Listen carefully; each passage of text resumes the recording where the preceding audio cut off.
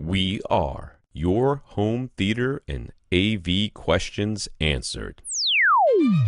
This is AV Rant. Want your home theater or AV question answered by Tom and Rob? Send it to question@avrant.com. Welcome to another edition of AV Rant. I'm Tom Antry, and I'm here with Rob H. This is AV Rant. It's your home theater and AV questions answered. Happy Easter. And on a little bit of a humorous note, I know we're not supposed to feed the trolls. That's like an internet rule, right? Don't feed the trolls.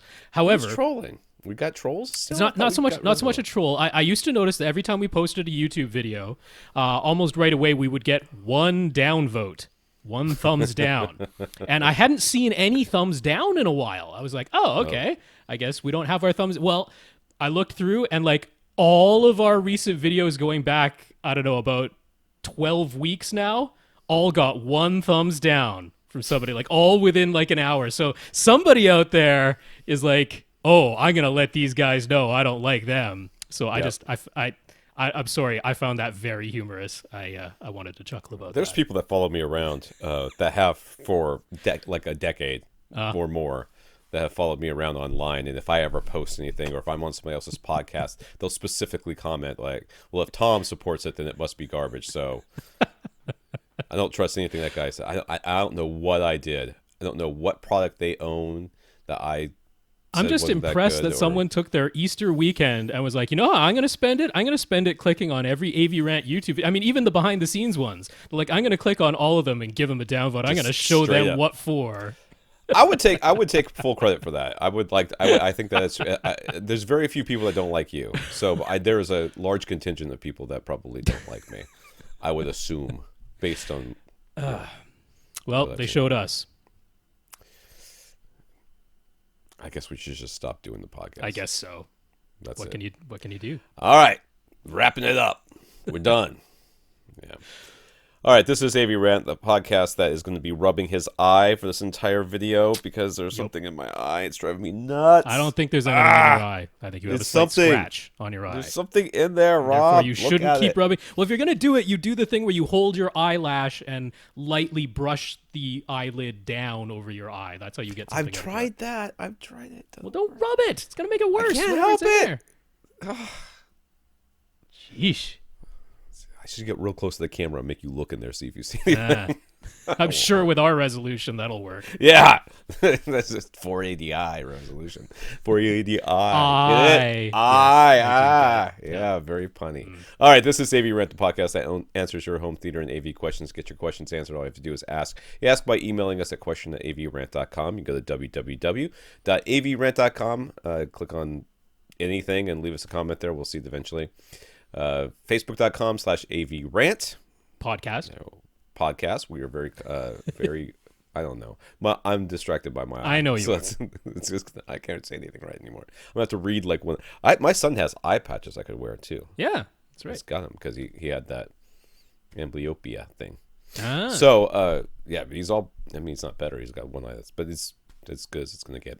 Anywho, Facebook.com/AVRant podcast, where you can leave us, contact us there. We are very active, and we at least read your stuff if we don't always immediately respond, but we will respond to you on the podcast. YouTube.com/AVRant. No C. I know. It feels weird saying it that way, but it is. YouTube.com/AVRant. You know what? It's been a long time. I should just throw out a belated thank you again for the people who helped us get to 1,000 subscribers, because that was a big deal. So thanks once again. I hope that guy that downvotes us he also subscribed just so he can see it, just to make sure he doesn't miss just to make sure. I bet he hit the yellow alarm thing, so he's like, yeah, downvote those guys. Hate that guy, that Tom. He's such a jerk. Let's see here. You can leave us comments over there, but we won't see it. Apparently, we will see you if you downvote, but, hey, that's not a good way to get our attention. If you want to contact us directly, you can email rob@avrant.com. His Twitter is @FirstReflect. I'm Tom@avrant.com. My Twitter is @avrant_Tom, where so far in the last 4 years, maybe 2 years, my only tweets have been the podcast being posted. So if you don't want any political discourse or anything like that, then I considered tweeting the other day Okay. because there was something I was watching and I wanted to tweet about Right. it. You know, like a live stream tweet thing. With Jessica Jones, I thought about doing it too. Well, I'm glad I didn't because I didn't love the new season, so it was I still haven't watched it. I'm behind on too many shows. Okay. I also got our producer Austin. He monitors. We think, is he still alive? I haven't seen him on our topic list for a couple of weeks. 3 weeks ago he did some topic list stuff. It hasn't for the past couple of weeks. He's still putting out his podcast. So that still exists. Yeah, and people have asked us why we aren't on that podcast because he's stopped. He's gonna just take those subwoofers and run. Well, I think we've lost him for good. He's gone. So I got mine. I'm out. Could be. And if your name is Austin and you're listening to this and you're going, "Oh, Tom, why are you talking?" Because, dude, finish the video. Been a year. Killing me. Hasn't it been a year? It hasn't been a year, but it's getting close. I think it's closer to being a year than it is half a year. It's over 6 months. Yes, it's definitely over 6 months. I really wanted it done before Christmas. Yes. If that gives you an idea of how far behind on this thing we are. Yeah. People think it's like, he says it's almost done. I did get an email from him a couple weeks ago says it's almost done. Like he did say that like 3 months ago as well. So I don't know. Let's just, come on, dude. Finish it up. Anyway, Austin at Austin Pond, TEN Pond. Yes. It's not TIN, which is what I thought it was for a long time. He has his own podcast, the We Watch Movies podcast we are not allowed on. It's mostly about snails. Okay. Snail related things. Snail slime, the viscosity.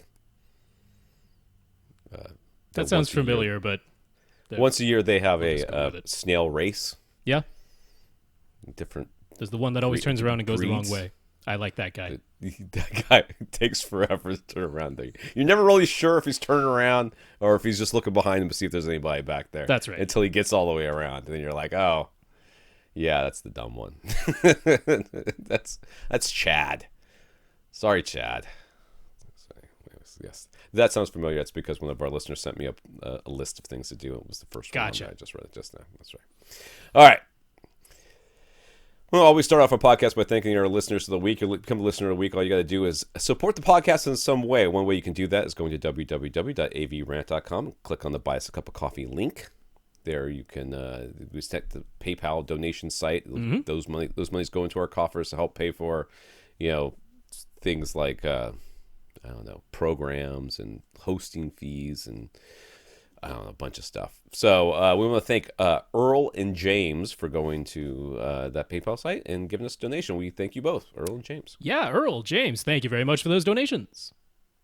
Yes, and Patreon. We have some patrons over at Patreon. Patreon is a service where you can sign up for a monthly donation to us. Mm-hmm. I think the minimum is $1 a month, $12. That it is. You know what you should do? We should give you the ability to downvote us on Patreon, but you have to be a patron to do it. There you go. So that guy who hates us enough to do it on Easter. I know. Not the happiest day of the year, but for a lot of people, it's a pretty good day. I'm telling you, after 40 days of Lent and no coffee, I was real happy on Easter.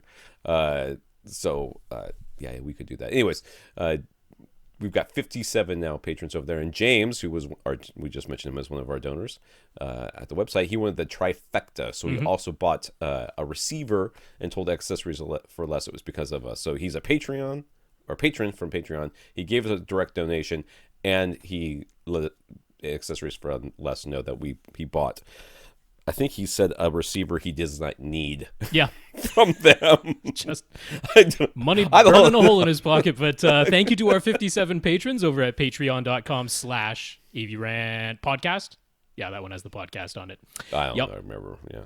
Patreon.com/AVRant podcast. Thank you so much to our 57 patrons. James, very much thank you for the trifecta there. And he even sent me an Amazon gift card there. So thank you for that too. I appreciate that.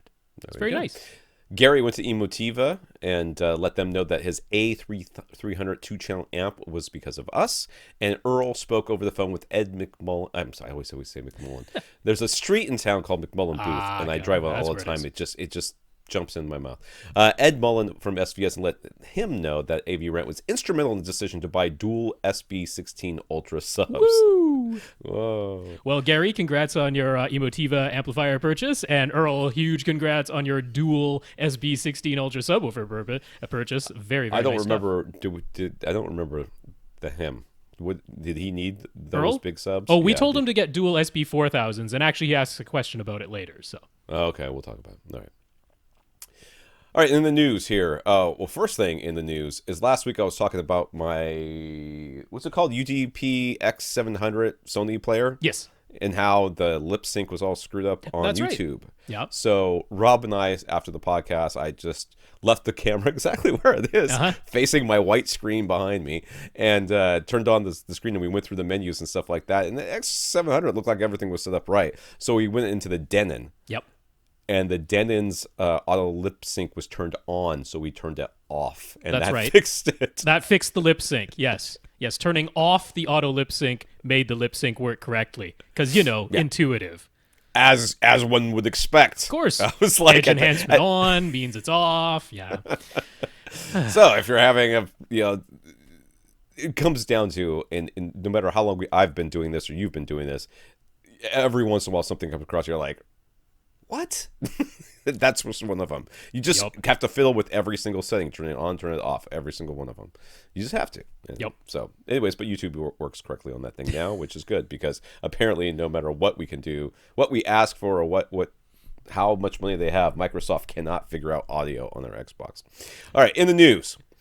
There's a change.org petition underway. Oh, here we go. To try and convince Microsoft to add Dolby Vision and HDR10 plus support to the Xbox One S or X or both. So Rob, I know, has signed it. I did sign it on Twitter. Yep. And I did not because... Well, I signed it because I want it, but I also sent the message on Twitter that we shouldn't need a petition to get these things that really should not be. Oh, giant tech company, we would like the tech. Oh, well, now that you signed a petition, we'll consider it. Who would the funk? Anyway, we'll have the link for it, avrant.com if you want to find, or just look it up on Google if you want to find it. You've got an Ultra Blu-ray player. Yes. It's essentially what's in that thing. And yeah. But that's not going to support all the features of Ultra Blu-ray. Not going to do, yeah. That's right. Why? Why would you want that? It's so busy playing God of War. Unless we way back when Philips announced their first Ultra HD Blu-ray players, they said their 7502 model and the 7302 version sold at Sam's Club would get Dolby Vision support. They finally released the firmware update. It doesn't work with Sony Dolby Vision TVs, though, because... It took them this long because they actually had the hardware chip in there, the Dolby Vision hardware, the first one.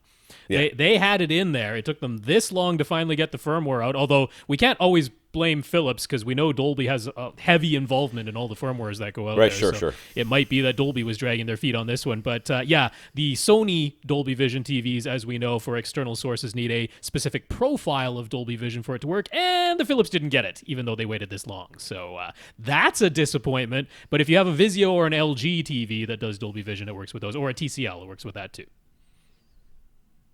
But why would it work with the Sony? I mean, why? Yep. Why? All right, this is a late breaking news. Just came out today. This is April 2nd. Yep. Oppo is apparently shutting down. They waited until today, the 2nd, because it is not an April Fool's joke, though we kind of wish it was. Yeah. They posted an official farewell on their website saying that they will continue to support existing products, release firmware updates, and provide repairs, but they won't be making any new products from now on. I have no idea how that works because it certainly sounds like you're shutting your doors, which means the best case scenario is that they have outsourced their repairs and customer support to somebody else. and then that's it. One would think. I mean, Oppo, the company, is a Chinese company that still exists. It's not like the entire company's folding, but their U.S. branch is essentially shutting down. They're not making any more confused. U.S. products. It also makes me wonder about those Monoprice products that sure did look like they were Oppo. The headphone amplifiers, both the portable and desktop, which still have no ETA. It just on Monoprice's website, it still just says, notify me when these are finally available. Maybe never at this point, if, as I suspect, those were being made by Oppo.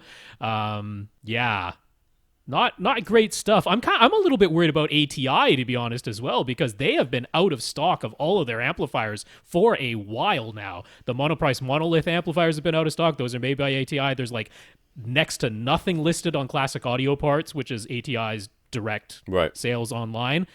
So I'm like, I don't know, maybe they just, because they manufacture all their stuff in the USA. This is ATI I'm talking about. Right. They manufacture all their stuff in the USA. Maybe it's just like raw material problems. Maybe starting a trade war with China wasn't great for electronics in North America. Something like that. So, but yeah, really, really sad to hear about Oppo shutting down, because obviously we really liked their products. We loved their customer service.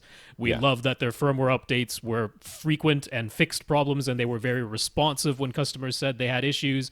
So losing them is a big loss for all of us enthusiasts, and I'm not sure what we're going to do, or if it'll, rise like a phoenix in a new form somehow. But yeah, that's horrible news. So the PM1s are $1,099. Yes. I thought they were more expensive than that. No. Were they always $1,099? Yeah. I feel like they were. I thought they were $1,200 or something. No, because remember the PM2s were $699, which was ridiculous because they were the same except plastic. Yeah, I know. All right. So RIP Oppo. Not sure what's going on with that. Hopefully we'll come back in another form, because they definitely pushed. They pushed the envelope of what was possible. For sure. I mean, that they were the way we want a company to be. Yeah, when everybody else was selling universal disc players. This was back before Blu-rays, when they had DVD, CD, SACD, DVDAs, and I guess DTS audio, which nobody really bought. But those players were costing a minimum of $1,000, and some of them were costing 3 times that, if not more. Oppo was selling them for like $399. Or $5.99 or something like that. It was ridiculous how much cheaper they were. So I am definitely sad to see that, because I personally believe that they are still a reason why there's Ultra HD Blu-ray players and other players out there that are as the price they are right now. If it wasn't for them, I don't think the prices ever would have come down as much as they did. So I'm definitely sorry to see them go. Excuse me. And if you have been looking at their headphones or anything else they got on their website, I'd buy it now. Yeah. They ain't making any more. Get it now. Get it now. The PM3s, wearing them right now. Good headphones. Love them. All right. Got some comments here. Several people, including Dave and Ted.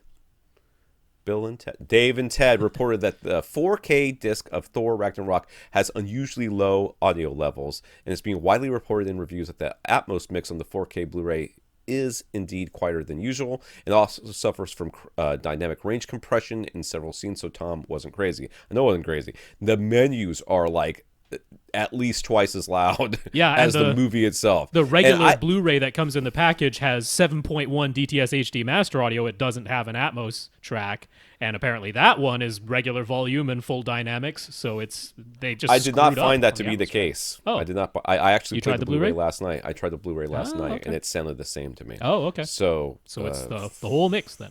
So it seems to be the whole mix. So at least in my experience, Ted tried Bill Dundleson's whatever from Legacy Audio suggested to temporarily wire one of his Silhouettes on-wall speakers, big speakers that he's been having problems with forever, in reverse polarity, find the location of maximum cancellation, and then adjust the trim levels and distance to settings on that speaker on that side, all in an effort to try and improve the imaging in Ted's setup.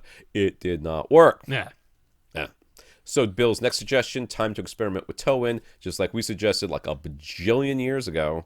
But it's not that long ago. No, we did. I mean, like, very first thing was like we said, if it were a regular speaker, we would say change the toe-in. But we can't, because it's on wall, and this is part of the problems with having on walls, is that you can't change the toe-in. Yeah. And then we went on to all the different other things that we could try. So, yeah, I mean, Yeah. Anyways. So he did offer a tip that once Ted finds the correct toe-in angle, he can use paint stirring sticks sanded down to make a wedge to inexpensively hold the speaker against the wall at the correct angle. Ted will keep us updated.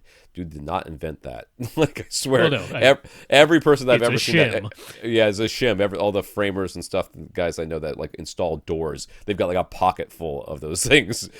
And they just whittle them down to whatever size and break them off. So yeah, let us know, man. I hope it works out for you. Chris has a tile floor and the fireplace with stone around it. He had his center speaker inside his fireplace, which naturally meant the fireplace could no longer be used. Well, I mean, can, but the center channel is not going to fare too well.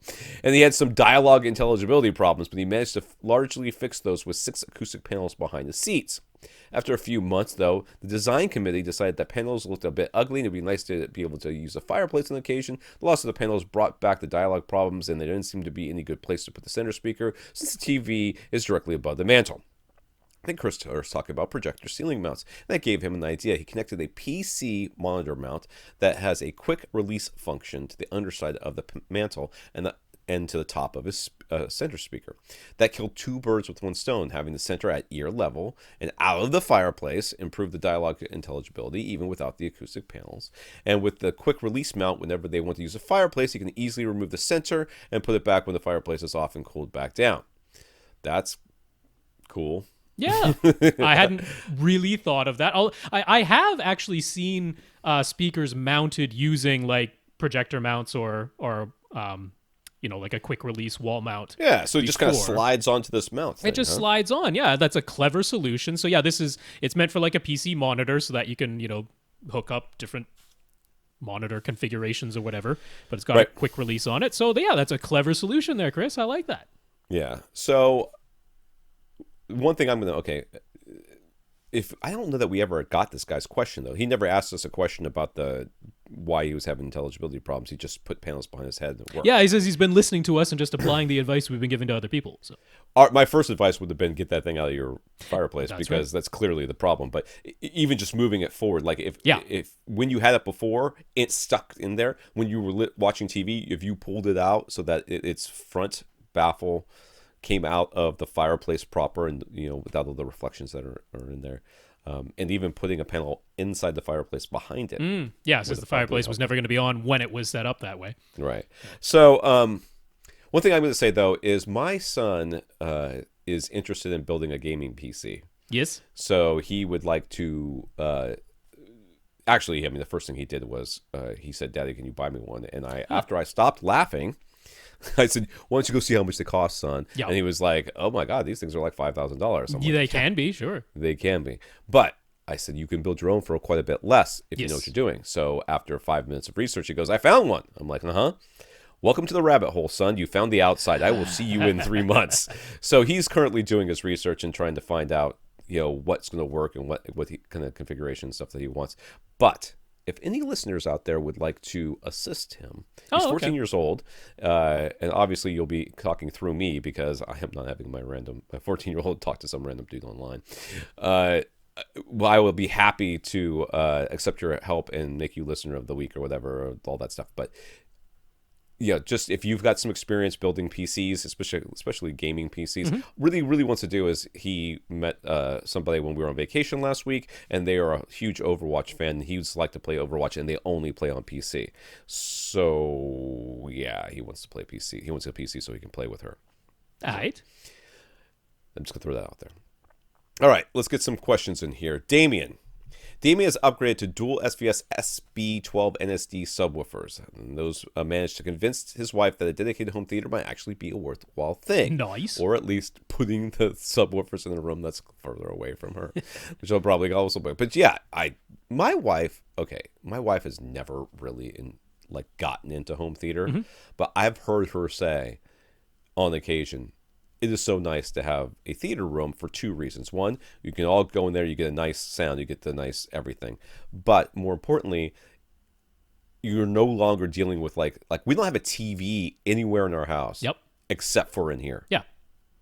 So we're not watching, the TV's not on all day long. Right. People aren't watching the news. You're not cooking dinner and trying to talk to each other over the top of, some cartoons going off in the background. It's just sort of nice. So I'm glad that he's having that experience too. He's expecting he will have a larger room than what he's using now, so he's considering new speaker option. He's listened to Klipsch Reference Premiere series speakers, which is Reference Premiere is the second line. That's right. Up, right. Many times at local stores, and when he compares them to other speakers on demo, they all sound kind of small or they're way more expensive by comparison. So he's leaning towards Klipsch with an eye on eventually having a 7.2.4 setup. But should he be considering any other speakers in particular? Yeah, pretty much all of them, to be honest with you. Gotta be dead honest, dude. One of the reasons you like these things is because of how dynamic they are and how efficient, easy to drive. Yeah, and in a demo situation like this, they are going to shine for a lot of reasons. They do tend to stand out. Yeah, which is good, which is fine, and that's why Klipsch sound the way they do, and then why they have their design philosophy and everything else. Now, once you get home and have to listen to them for hours on end, you might have a different experience of them. So. That said, if they really float your boat, I do not have a problem with that. There are lots and lots of happy Klipsch owners. I don't either, but I would like you to do what we've talked about with demonstration material before, which is get some very good, and there's tons of lists out there. You don't need us to list it for you. Some good quality recordings.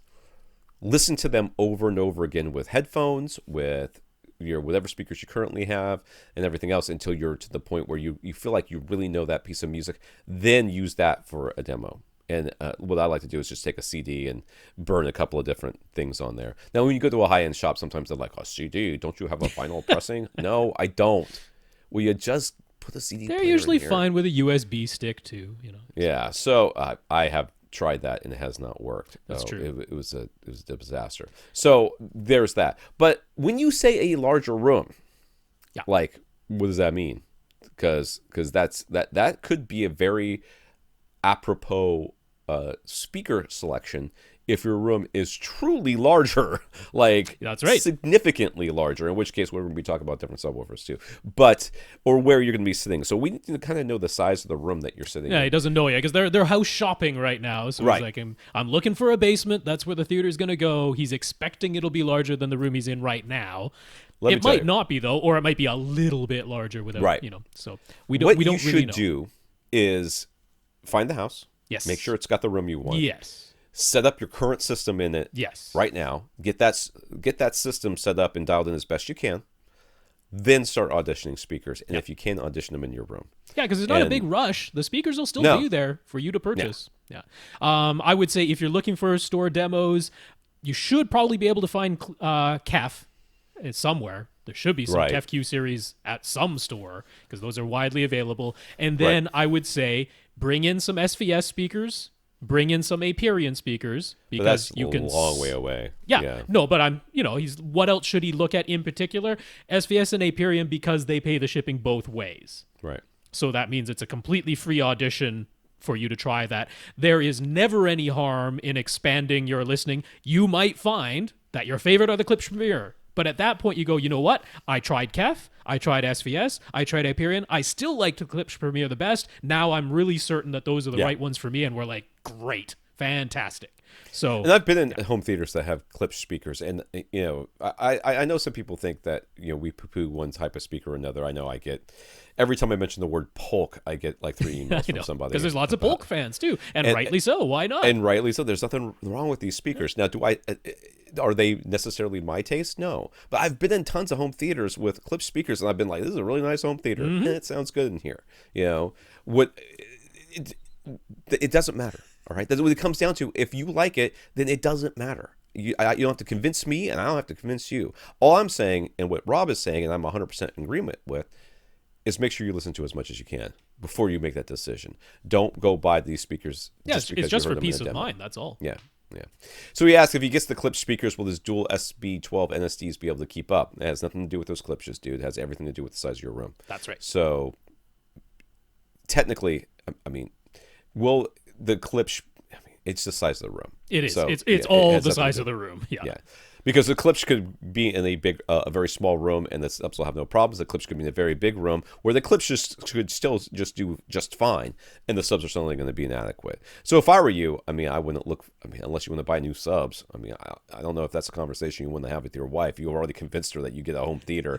Don't rock the boat, dude. I mean, honestly, if the room is enclosed. Yeah. It's unlikely it's going to be so large because SB12 NSDs are very capable subs. Right. They will completely pressurize a medium-sized room. They'll do very well on the smaller end of a large-sized room.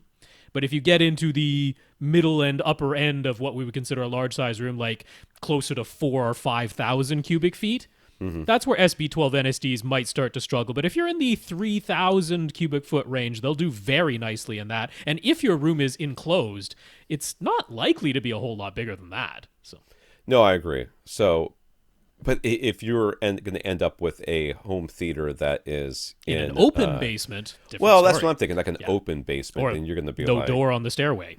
Oh, yeah. God help us! I know. Just buy a door. Yeah. Okay.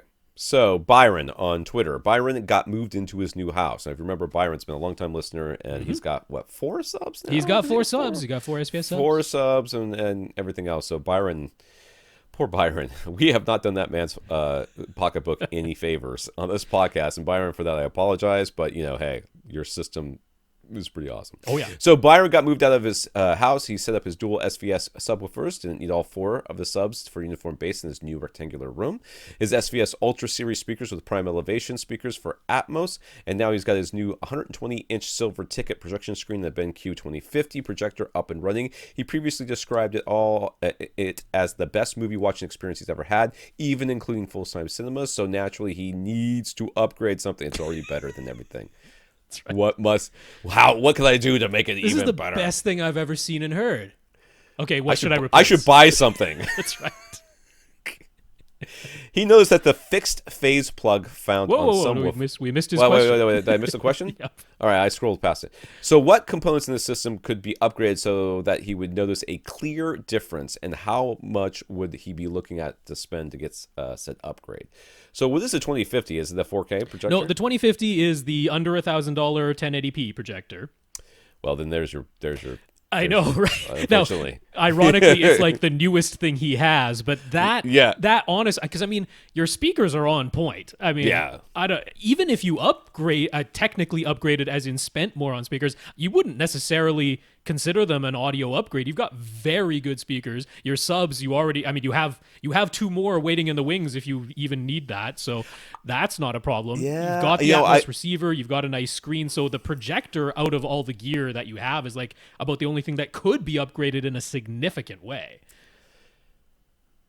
I mean, I'm not going to say the speakers are completely off the table, though. I mean, as much as I love SVS speakers and the Ultra speakers are great speakers, as much as I love them, he could still listen to some more speakers. Well, you can certainly get different sounding. That's easy. That's and you might find that you really like it. I mean, you're right. I mean, there's not a lot here. There's not a lot to do. I mean, if you were going to upgrade, we're assuming he's got acoustic treatments in here, right? Yeah, he's doing acoustic treatments, so that's not really part of it. I mean, I was going to say if he does go with the projector upgrade, I would say he probably wants to go to, at a minimum, an Epson 5040 UB, which is right about $2,700 right now. I'm going to suggest something different. I'm going to suggest this. I'm going to suggest cosmetic changes. Okay. I'm going to suggest motorized drapes. Yeah. And stuff like that. Lighting that you can hook into your Harmony remote and it dims and does stuff. Yeah, start getting into like the home automation stuff. Yeah. I think, maybe even hook up a She Who Shall Not Be Named so that you can control everything via voice. That would be kind of cool. I don't know that I think that your experience becomes better because it just is nicer. Not necessarily anything looks or sounds any better, but I think you could probably spend a lot less money than you'd have to spend on the projector, and make some cosmetic changes here. And it might even be just like, hey, I've got DIY panels all over my home theater, and they're fine. Yeah, again, the lights are off most of the time anyway, so I could really care less what they look like. Heck, I've got stuff I still have to paint in here since the last time I moved speakers around, but. If I wanted this thing to look nicer, I could get some professional looking panels in here, and Well, I was going to suggest possibly a source upgrade because I didn't know the full situation, but we tweeted a little bit, and it turns out he does not have a PC with an Ultra HD friendly drive that can rip Ultra HD Blu-rays just yet. Yeah. So he could get that. He could start ripping Ultra HD Blu-rays and regular Blu-rays to MKVs, and then maybe you get an NVIDIA Shield for under $200. Right. And that becomes your Plex server and playback device. So that's not a, the NVIDIA Shield certainly isn't a crazy expensive upgrade, but that could be a nice source upgrade. That was my thought. All right, I gotta scroll again. So he's noticed that the fixed phase plug found on some woofers, but not others. Is that important? What does it do? Why would he want one? There's different. I love phase plugs. Just the look of them.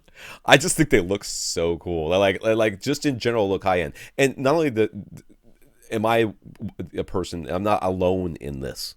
Sure. Right? So much so that there are manufacturers out there who sell speakers with drivers that have fake phase plugs. Yes. Like the woofer, the phase plug goes in and out as the driver goes in and out. I'm like, oh, sad face. Well, we should describe, just for someone who might not be familiar. So a phase plug, okay, a regular woofer just kind of looks like the inside of a cone there. And usually, yeah. And usually the way that it's formed is it is kind of a rolled surface, and then they put a dust cap over the little hole that would be in the middle.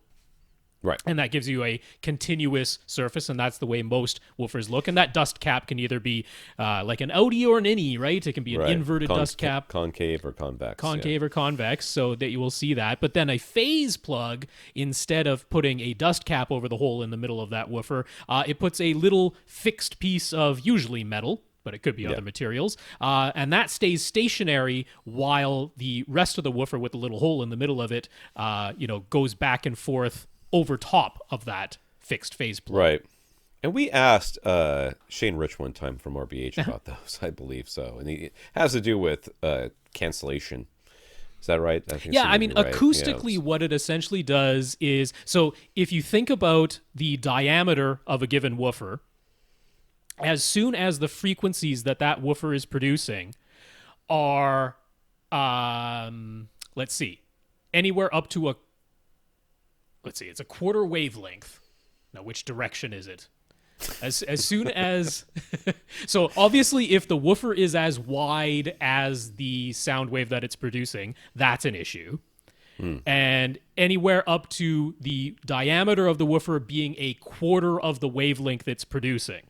So, if you think about a woofer that's fairly wide, like, say, 6.5 inches, or let's just say 6 inches, so the math is super easy, that means that if you have a wave that's 2 feet long, you're starting to create dispersion problems just from the diameter of the woofer being 6 inches wide, creating a 2 foot long wavelength. Right. So if you're trying to create a mid-range driver that is crossing over to a tweeter at a fairly high frequency, but you still want the larger diameter so that you have more output and it can produce deeper bass, you run into an issue. You have to make a compromise. How do you keep the diameter small enough that it can play high and cross over to the tweeter and still keep it large enough that it also produces bass? Well, when you put the phase plug in there, acoustically, it cuts the diameter of the woofer in half. Right. So you can have a woofer that's from edge to edge 6 inches in diameter, but it acts like it's only 3 inches wide. That's what the phase plug gives you. So it's very beneficial for a lot of mid-range drivers. However, it means that you have effectively a little bit less surface area, and it's a little bit less efficient. So you're giving up some efficiency in order to be able for the woofer to play both higher and lower.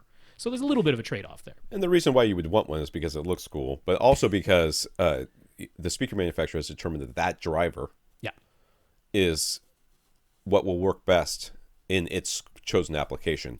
Normally, always a mid-range, and that mid-range is, so they can cross over into that tweeter better. So you don't necessarily, it's like, this question is almost the same. Why would I want an aluminum driver? Well, you don't really want an aluminum driver, but you might need one depending on the speaker manufacturer that you bought from. So the fact that the speaker manufacturer used one, that's not a selling point necessarily, unless you're really into the looks of it. It's just what they thought would work, what they believe works best, given where they're crossing everything over, how much things going to cost, all that other stuff. So it's just looks cool, I guess. Yeah, that's from that consumer standpoint. It looks cool. From everything else, it's just like saying, okay, well, why would I want a carbon fiber one? Well, you don't necessarily want one. You just got one. He asks, for RBH's signature SV series speakers, Byron noticed that some of the smaller speaker models are listed as having slightly higher efficiency than the towers, although their rated power handling is not as high. Isn't that a little strange, though? Aren't towers usually more efficient than bookshelves or center speakers? And if smaller models are more efficient, does that mean that they can play louder than the towers? And why would you ever want towers if that's the case? I'm a little confused with what he's saying here, to be honest with you. So he's saying that the tower, he's looking at the rated specifications there and how much power handling they have and stuff like that. And their sensitivity in particular. So we noticed like the towers might be rated at 88 dB, 1 watt, 1 meter, whereas the dual woofer bookshelf model is rated at 90 dB, 1 watt, 1 meter. And isn't that unusual for the smaller speaker to have a higher sensitivity? I don't think so. I mean, I don't see why that would be. I mean, the higher sensitivity has to do a lot more with the tweeter than it does just about anything else. Yeah. I mean, really, what's happening here? Because if you work out all the math and you go, here is the rated sensitivity, but also here is the rated power handling, they do come out to the exact same maximum output level. Right. Which means that whatever component they have in common, which happens to be the tweeter, they're probably just maxing out the output capability of that tweeter. Now you're saying, okay, if the tweeter's the same and they're maxing out the output capability in either case, why is the speaker as a whole slightly more or slightly less efficient? Well, that's because the tower plays lower. Yeah. And it has more drivers. So it's saying in order to get all frequencies produced by this speaker up to that same maximum output level, which I am suspecting is based on the tweeter's maximum output, right. It means that the speaker as a whole ends up being slightly less efficient, but it has higher power handling due to the fact that it has more drivers. So you put more power into it, you wind up at the same maximum output level. And that's basically what's going on there. So, if you work out all the math, it does make sense. There is one component in common with these speakers, and they're maxing out the output of that. And then everything else has to fall in line behind that. Right. Monty asks, a couple episodes ago, Rob got into some specifics for the picture settings on his 2017 LG OLED TV. But Monty has a B6 model from 2016. Not 17, 16. Mm-hmm. Were the settings that Rob gave specific to the 17 model, or do they apply to all LG OLED model years? I'm guessing no, because they're going to change something every time. No, the settings that I gave about dynamic contrast and edge enhancement setting and all that, that is specific to the 2017 models. Mm-hmm. On the 2016s, things actually made more sense. If you turned edge enhancement off in 2016, that turned it off. If you turned dynamic contrast off, that turned it off. There was no active HDR in the 2016s. If you turned True Motion off, that turned off the soap opera effect instead of having to set it to user like you do in the 2017s. So basically, things worked the way you would expect them to in the 2016s. So that's good news. If you have a 2016, don't use the settings I talked about for the 2017s because they do not apply. There you go. Travis has been using a pair of Golden Ear Aeon 3 bookshelf speakers with an SVS PB12 NSD subwoofer. He's been very happy with the sound quality overall, but the Golden Ear speakers are fully covered in a black sock fabric cover, and his cats have been taking an interest to it.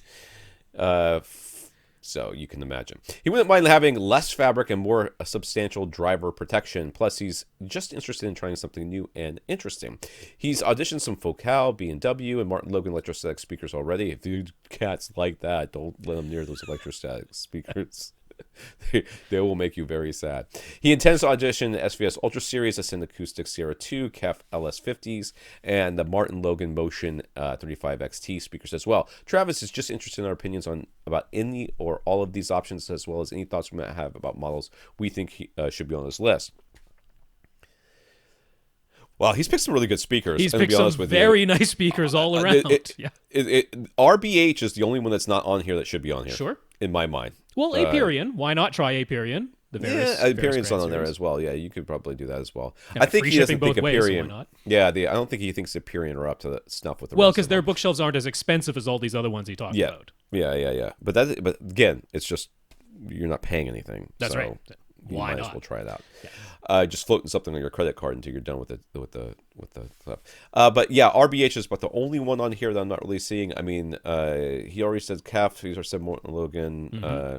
I mean, the other ones that you might find in the high end stores, like Thiel's and stuff like that, I generally don't get you behind. maybe like Revel. I don't think you could even get to the Performa 3 series in this budget because it looks like he's going about $1,500 for a pair of bookshelves max. But Revel, I mean, you could try Paradigms or Concerta series. Monitor Audio or something like that. Yeah, there's all the biggie Canadian companies, right? Paradigm, PSB.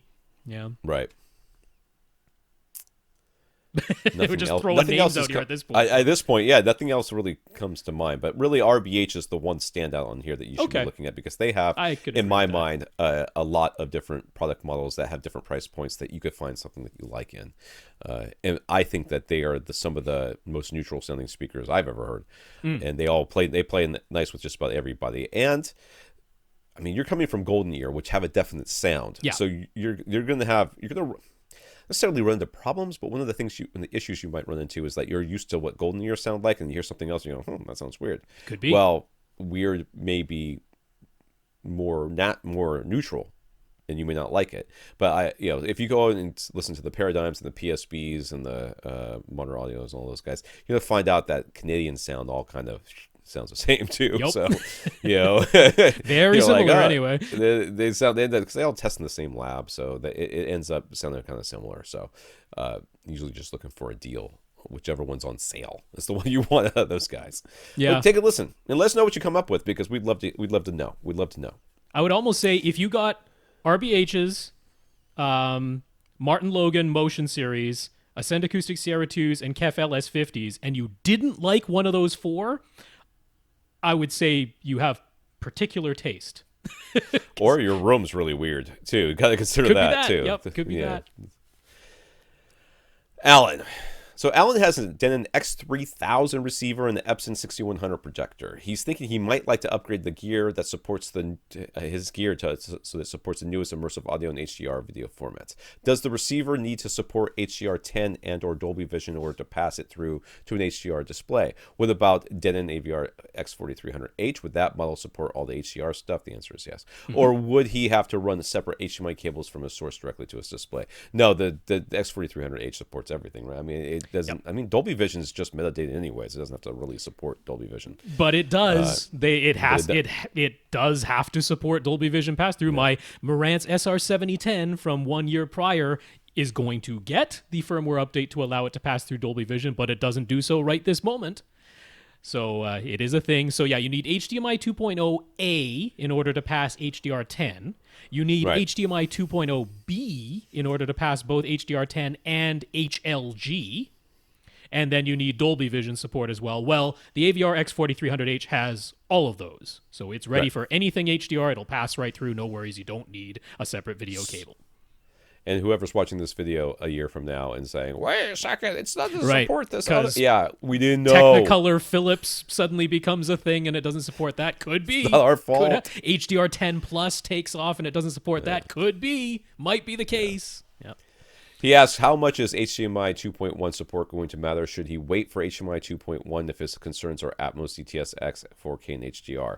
You don't have to wait for 2.1 for any of the things that you've mentioned here. All those things are supported with the Denon that you're talking about. Yeah. And there is nothing in 2.1 there is no 2.1. I mean, I know there is 2.1. There is a 2.1 spec. It's got a bunch of different features. The key one is 48 gigabits per second bandwidth, allowing it to support 8K resolution. Ooh. No, you don't have to worry about that when you're worried about 4K. Now, some of the other things, the variable refresh rate, the was the eARC support.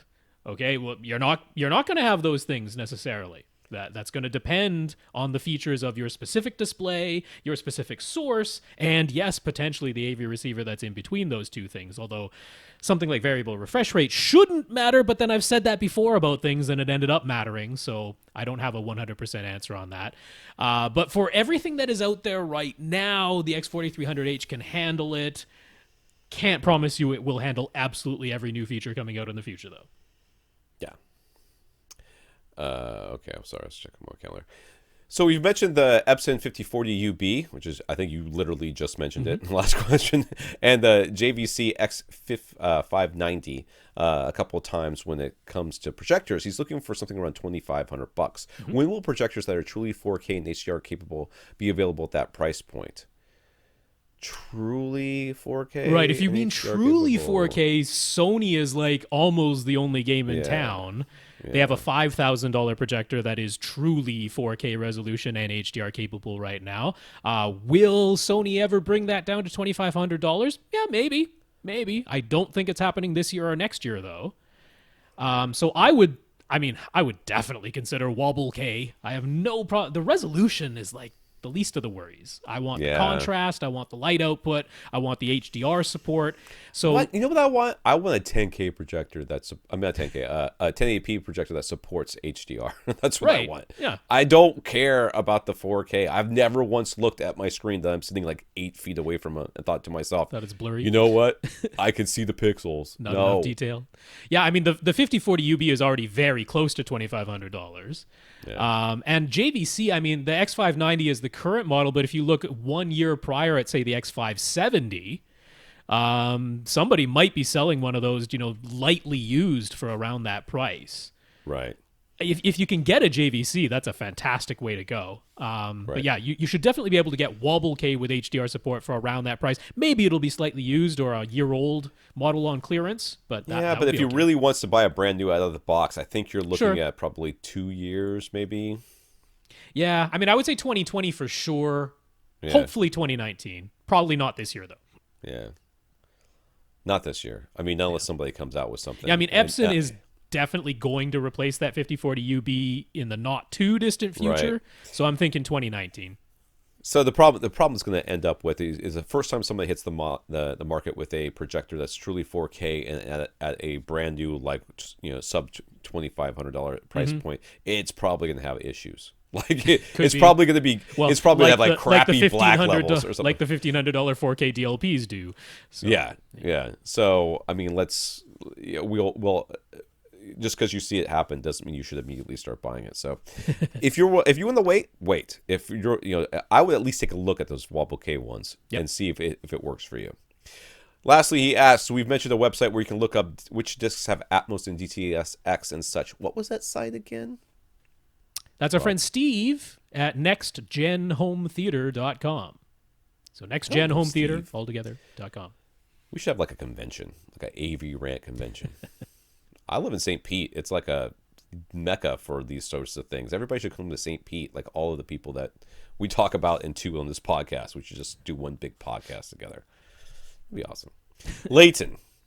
Leighton used to use Spotify directly on his AVR X4000, his Denon. But a few months ago, Spotify mysteriously disappeared from the X4000's list of available services. What gives? Is there some way to get it back? My guess is that whatever app they were using to stream that stopped being supported by Denon, or they stopped paying the licensing fees or whatever it is to stream Spotify. Denon put up a link saying that basically Spotify is moving forward in their development and no longer supporting the platform that used to run directly on their AV receivers. In its place, they are using Spotify Connect, which is very similar to like Chromecast. So you open up Spotify, the Spotify app on your smartphone or tablet, and then you say, play what I'm hearing right now on my Denon instead. Does that work on his 4000? Yep, that'll work. That's Spotify Connect. Yeah.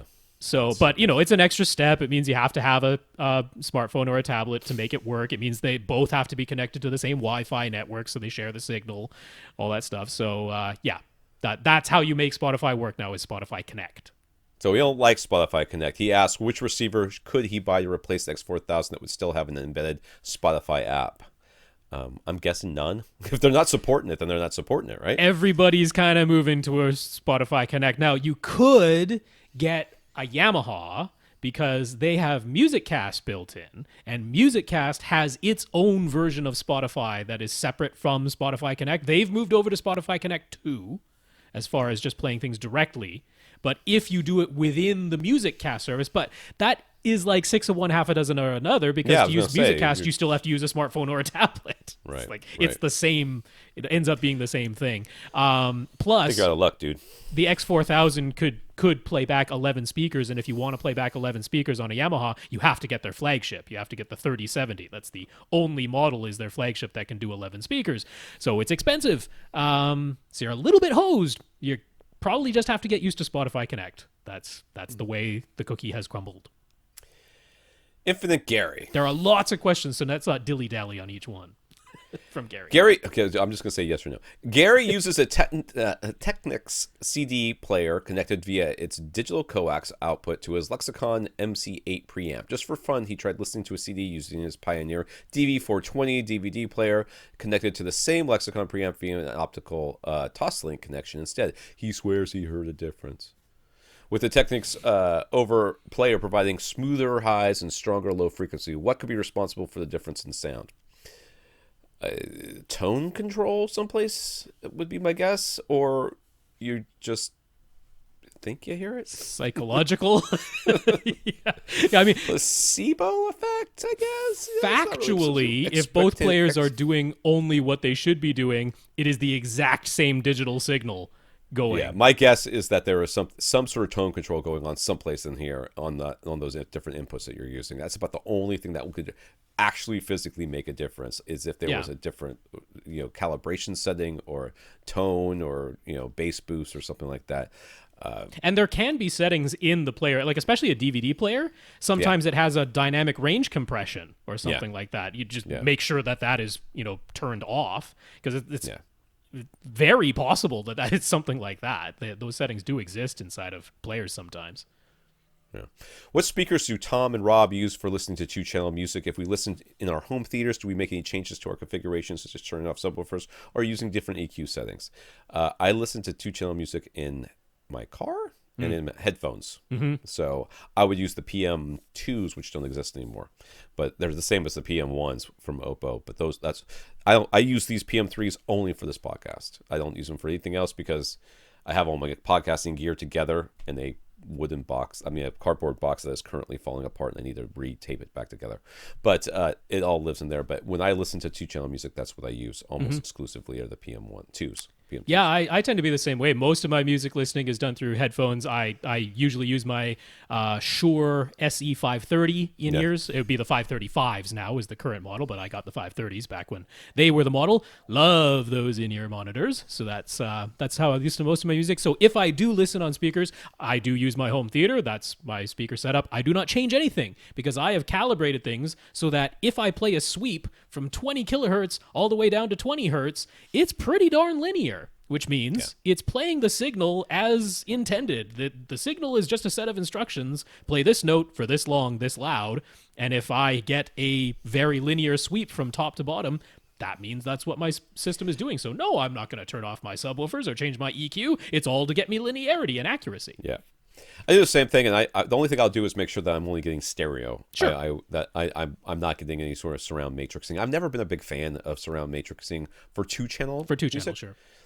I think in general, I don't want to have to listen to what the receiver is doing. I want to listen to what the music is doing. Mm-hmm. So that's about the only change I make, is I'll turn off whatever surround stereo listening mode. Yeah. So what's our reason for thinking so highly of the JBL Synthesis system? Well, there's like a ridiculous. Each driver is sepapply calibrated for the room. I mean, it is ridiculous what they do. They come in there and it's professionally installed. I mean, it's like $30,000, $50,000 or something. Oh, that's like the starting price. And then they come in and they have speakers all over the place. They have amps for each driver. They have different calibration and stuff like that. It would never work in my home theater. Oh, I mean, It would never work. as much as we love tweaking and adjusting things, it's beyond like our ability to do it by ourselves. So they have a system called Arcos. That's their, I guess you could call it. It's not really automated. It's semi-automated. It's you're being aided by a computer to do the like. It is the ultimate brute force system, especially in the bass. So they will set up. I think they normally use 8 actual microphones, but it can use as many as 25 or 35 or something like that. Right. Microphones all at the same time, all connected to a computer at the same time. So it's measuring in all of your seating positions simultaneously.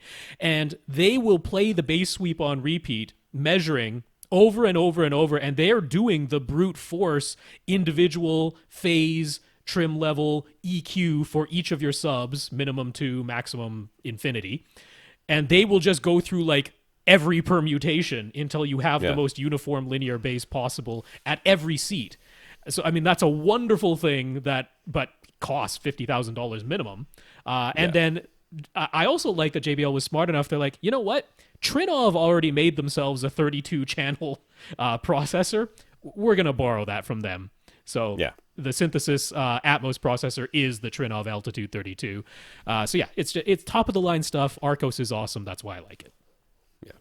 So he asks in Audioholic's review of the Outlaw Model 5000 amp, Gene mentions that users might want to connect their most important speaker channels, the front left, center, and right, to the binding posts that are farthest away from the power transformer, which is housed over on one side of the amplifier in the case of the Model 5000's design. This is because, according to Gene's measurements, the binding posts that are closest to the power transformer measure as having higher noise. Would that actually be audible, or is it only something that can be measured with test equipment? I didn't see this review, but higher noise, is that hum and stuff that we sometimes talk about that you can hear, that can be anything from I'm sitting in my seat and there's some noise that I'm hearing, and it's whenever there's a quiet scene, I'm hearing this noise throughout everything, all the way up to I have to put my ear almost on the tweeter itself in order to hear this noise. So most of the time, the difference in those noises are measurable but not audible at the seated position, especially in the case of an amplifier. Yes. I did not see this one, but my guess would be he's just being extra cautious, and that there would be very little chance of you actually hearing anything. Yeah, the funny thing is Gene himself, so there's a video that accompanies the review, and in the video Gene himself says, you're not going to hear it, but if you're super anal retentive, you can do this because technically there is a slight difference in noise. So he even says himself, you're not going to hear it. So you're not going to hear it. That would have been like I said, that's my guess anyways, but that's, the higher noise, so the noise is going to be, from I can't hear it to I still can't hear it levels. So Gary decided to add surround back speakers in his dedicated theater. He's been using 5.1, the 0.1 being handled by dual in-room subs plus his infinite baffle sub, which is how he got his name, Infinite Gary, in his dedicated theater this whole time. But in his other room, he's tried 7.1.4 and enjoyed having the surround backs. When adding the surround backs, he just eyeballed their position, and since he didn't want to mess with his previous Anthem root correction measurements, he just set their trim levels by ear. He thinks it all sounds good, but is it necessary to take measurements to get the best setup, or is eyeballing it and setting things up by ear okay? It doesn't matter what we say. You're going to go back and you're going to do the measurements. So the reality is I never would have eyeballed it. I never would have done that. I never would have set the trim levels. I never would have. I would have set a test tone through it and then change those trim levels just on using my handheld stuff. I maybe wouldn't have gone through the whole calibration process again. I probably would have, but I might not have, just to do the test that you're talking about. But I definitely would have level matched them. Yeah, busted out an SPL meter and just done the internal test tone. I mean, it's right there. It's literally it's close to me as my remote control is, so it's not that big. And that's not affecting any of your previous 5.1 setup. That's only affecting the new surround back speakers that you've added. So yeah, SPL meter and the trim levels. As for the positioning, I mean, I'm okay with eyeballing it because it should be fairly easy to figure out a 45-degree angle from where you're sitting. So, I mean, your surround backs are supposed to be behind you, of course, anywhere from 30 to 45 degrees to the left and right of straight behind you. Yes. Eyeballing that I'm fine with because, I mean, 30 to 45 degrees, you should be able to eyeball that fairly accurately. Yeah, the only thing I see, because we've got pictures here, and I don't know if Rob's showing them on the YouTube video, but if you're not seeing them, you're watching the behind the scenes. So switch to the other one, and don't downvote us. The only thing I'm seeing here that you might want to change is the height slightly. Possibly. I might consider putting them slightly higher. You're getting taller. Although since he really only has one seat, it's probably just fine. Yeah, I mean it's probably fine, but I think they could go a little bit higher. Let's see here. Since the amplifier he uses in his dedicated theater is a 5-channel amp, he borrowed a 2-channel amp from another room in order to run the surround back speakers. He'd like to return that 2-channel amp back to the other room at some point, so he will need to buy another 2-channel amp. He's leaning towards the Emotiva A-3000. Any other amp we recommend? 300, sorry. Any other amp we recommend much more highly. For surround back duty, whatever's the cheapest, because it's not going to do anything. The A300 will be just fine. For more than fine. Yeah. It's in this room. The speakers are never going to get more than a couple of watts. It's just not going to happen. Yeah, I mean they're just so too close physically to you. close. Yeah. Yeah, they're so close to you. It's just not going to make any difference. So if I were buying it for myself, I would buy something that had like 50 watts and cost $100. Yeah, I mean they do have the Base X A150, which is 75 watts into 2 channels. That's what I would go which with. Yes. would be absolutely fine. Now, when he asked this, and he was like ready, and we already know he actually did pull the trigger because he's one of the listeners of the week, and that he bought that, which is fine. I mean, the A300 is absolutely fine because I know Gary does like to move things around sometimes. So let's say it does end up powering front, left, rights in a larger room or something. Okay, it's ready for that. 150 watts a channel. It's ready for anything you throw at it. It's not crazy overpriced by any means. It's a very reasonable price. And it has a nice low noise floor, which is a nice thing when your speakers are this physically close to you. If there is any little bit of idle hiss, it's nice if it has a nice low noise floor. So I think it's a fantastic choice. I wouldn't be pointing you to a Monoprice monolith because you don't have to go that nuts for certainly not your surround back speakers. But you make a good point about Gary and his fiddling with stuff. Sure. Because whereas I would have bought something that would have been perfect for that application, the 75 watts per channel, the 150 whatever, would have been great. Yeah, but for with most Gary, people, I'd be telling them to spend less than the A300. Yes, with Gary, I can understand. I kind of can get behind the A300 purchase simply because there's a very non-zero chance he's going to move this into another room and power, something else with it, like tomorrow. So we should just keep that in our minds. Anyways, his 5-channel amp uses XLR connections, but the Emotiva only has RCA inputs. Any reason for concern? And basically any RCA cable will do. It only needs to be about 3 feet long. Yeah, I mean, basically what you want is a nice shielded cable. And there's no cause for concern here. There's no reason to use XLR except that they make you do it because everybody thinks it's better for reasons. But the reality is the RCA will be just fine. You wouldn't want the world's thinnest cable. Like if remember when you used to get your DVD player and they have a yellow and then a red and a white? You wouldn't want to use the red and the white. Or like what came packed in with your RCA VCR. Maybe it would not probably that. the yellow one would probably be okay, but you probably want something a little bit more shielded. The yellow one, and I haven't talked about this in a long time, but the yellow one was for video, right? I mean, it was the internal wire is the same. Why is the yellow one slightly different? It has better shielding because video was more capable of being of picking up interference. So we would say, hey, if you're gonna use the ones that come out of the box, throw the red and the white one away and just use the yellow, and that one will be fine for most applications, especially subwoofer applications. Your case, though, it's a 3-foot speaker run. It's fine. I am sure you have some RCA cables lying around your place somewhere. Any of them will be fine. So he says he'll need some new speaker wire too when he makes the surround backs a permanent installation in his theater. Right now, he's just using spare wire that is running across the floor, so that's definitely only temporary. He preferred to be able to buy some speaker wire that's already cut to the correct length and terminate with banana plugs so he doesn't have to do that stuff himself. What do we recommend? Well, I've got the SVS wires, and those are real nice. I mean, they're nice. fabric colored and they're pretty, and you can have them terminated however you want. The other option would be, of course, blue jeans would probably be a good one, I would imagine, because I know they terminate however you want, and I'm pretty sure they cut to whatever length you want, but they may do it in like foot increments or something. 1 foot increments. Those are the only two that come to my mind. Those are the two I'd point you to. The only thing I don't like about blue jeans is for whatever reason they don't offer any speaker wire that has a black jacket. It's either a white jacket or a gray jacket, and very often a white jacket is great, but I would like a black jacket option, but that's purely Yeah, aesthetics. their speaker wire tends to be kind of thick too. It's kind of thick. 12 gauge is the thinnest. Then they also have 10 gauge. They have nothing thinner than 12 gauge. I should show it some to you. So Sewell does have pre-terminated speaker wire, but they only have preset lengths, and they jump from 25 feet to 50 feet, as though nobody has anything in between those two. So that's kind of odd. So if you need 25 feet or shorter, it's a great choice. If you need exactly around 50 feet, it's okay. But if you need anywhere between 25 and 50, not the greatest choice would be Sewell, but that is another option. But yeah, I like the SVS. That's affordable, really nice looking, any length you want, pre-terminated, good stuff. Right. So now that he's had some pleasing results with 7.1 in his main theater, it got him thinking, Atmos might be cool in here. You and Byron should get together and spend some money, dude. That's right. But since he isn't 100% sure, he'd like to test it out in temporary fashion first. He does already own an Atmos receiver, a Marantz, and 4 Klipsch upfiring modules, but he really doesn't want to potentially mess up any part of his existing 5.1 Anthem calibration. So he has an idea. Could he leave his 7.1 system the way it is, that whole setup connected to his Anthem, then bring his Marantz and 4 upward firing modules into his theater? He could split the output of his Oppo so his Anthem is still playing 7.1 as usual, and then the Marantz is only playing the 4 Atmos speakers. That won't really be discrete Atmos configuration, as the Anthem will still be playing all of the sounds, and then the Marantz will basically do duplicating some sounds out of the Atmos module, but it'd be good enough to get an idea without having to touch any part of his Anthem configuration.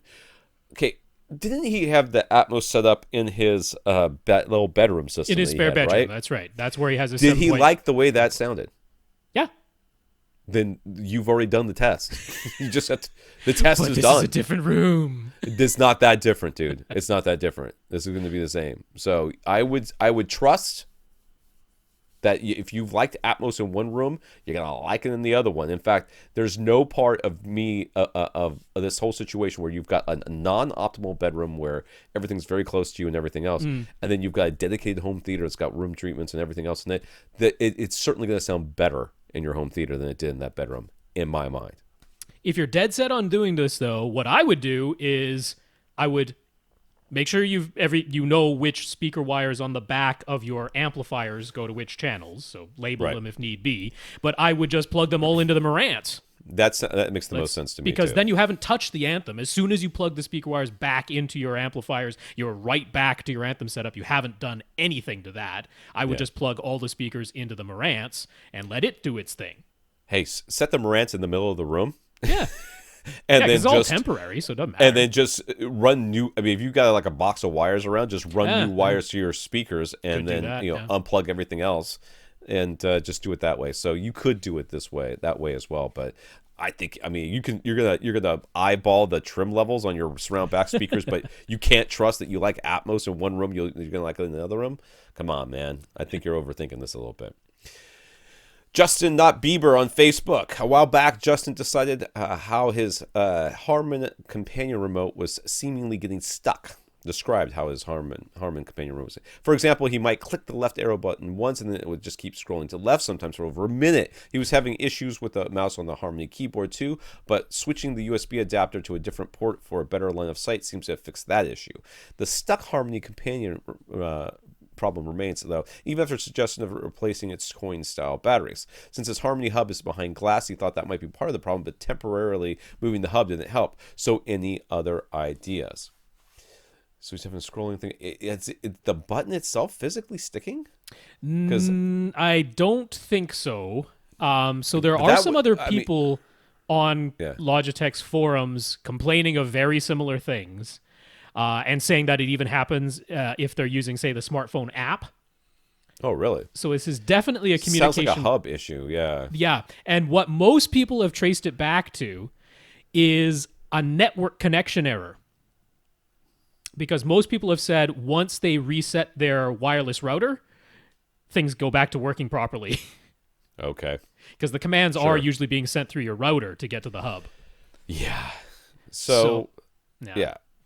That makes no sense, but whatever. So my kids, April Fools, my youngest son has been making plans upon plans for April Fools. So I got a beer full of Tabasco yesterday and stuff like that. He was all very pleased with himself for all the practical jokes he plays. But one of the jokes they tried to play is they took like not masking tape, but Scotch tape and put it over all the sensors on the Harmony remote, and then used a black marker to black it out so that the IR wouldn't get out. But of course, they didn't realize that it's all RF, so it was still working. They're like, "How come it's still working?"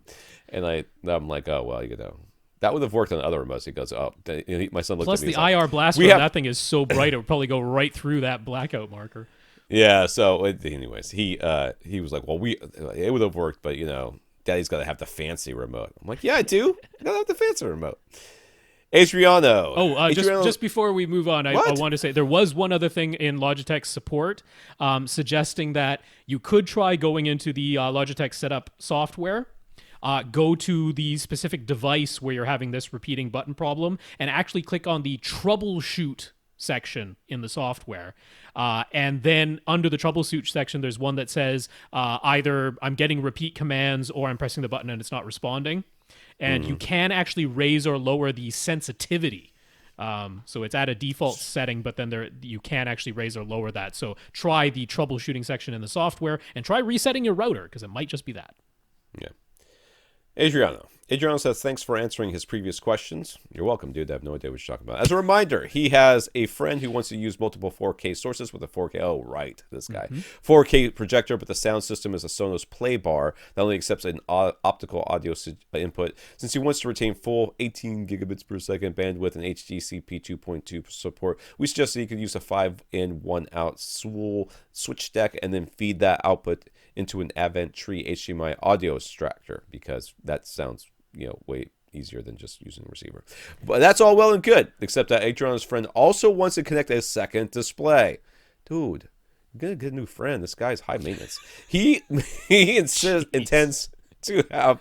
Hey man, I've ended friendships over less than this. I'm like, Wow. They're like, you're like, oh, can I get it right to the airport? I'm like, dude, I don't even know who you are anymore. I gotta go. That's all well and good, except that Adriano, okay, he intends to have a 4K flat panel, then have his motorized projection screen come down in front of it, so he'll never have both displays on at the same time. But he does need to be able to feed the video from all 4 of his sources to both displays and have the optical audio at all times.